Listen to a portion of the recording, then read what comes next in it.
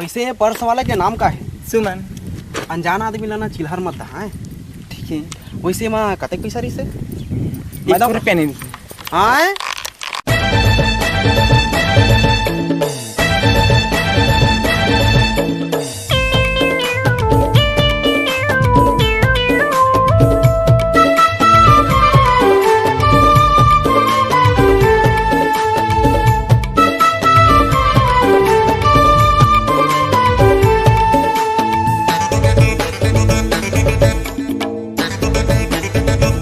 गोरी तोर जवानी वो दिखत हवे रे बवाल। गोरी तोर जवानी वो दिखत हवे रे बवाल। मोहनी सूरतिया रूप के रानी, मोहनी सूरतिया रूप के रानी छाए है तोर जवानी वो। गोरी तोर जवानी वो दिखत हवे रे बवाल। गोरी तोर जवानी वो दिखत हवे रे बवाल।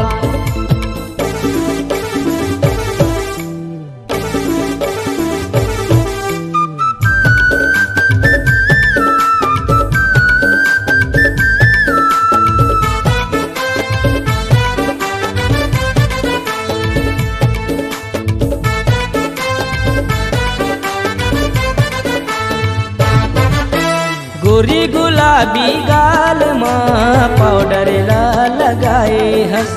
नैना बरन तोर कटारी माँ काजर लाया जाए हस।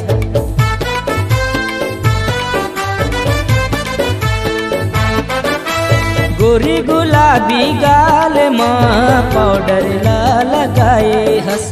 नैना बरन तोर कटारी माँ काजर लाया जाए हस।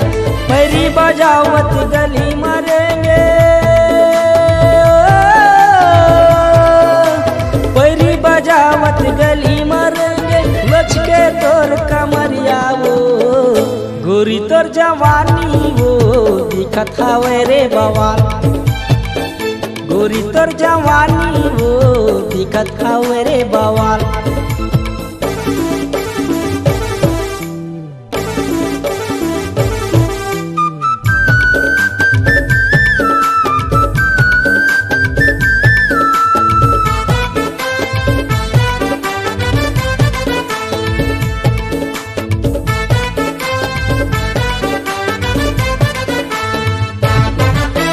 अठरा उमर जवानी माँ टूरी त हल्का मचावत है।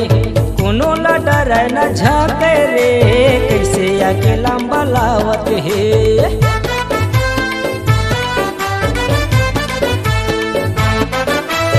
अठरा उमर जवानी माँ टूरी त हल्का मचावत है। कोनो ला डर न झके रे कैसे आके लंबा लावत है। नीलम परी रूप के रानी, नीलम परी रूप के रानी अरे गजब के माँ। गोरी तोर जवानी वो दिखत हवे रे बवाल।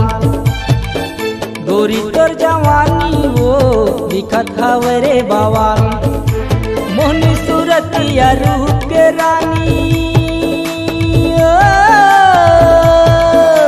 मोहनी सूरतिया रूप के रानी छाए है तोर जवानी वो। गोरी तोर जवानी वो दिखत हवे रे बवाल। गोरी तोर जवानी वो दिखत हवे रे बवाल। गोरी तोर जवानी वो दिखत हवे रे बवाल। गोरी तोर जवानी वो दिखत हवे रे बवाल।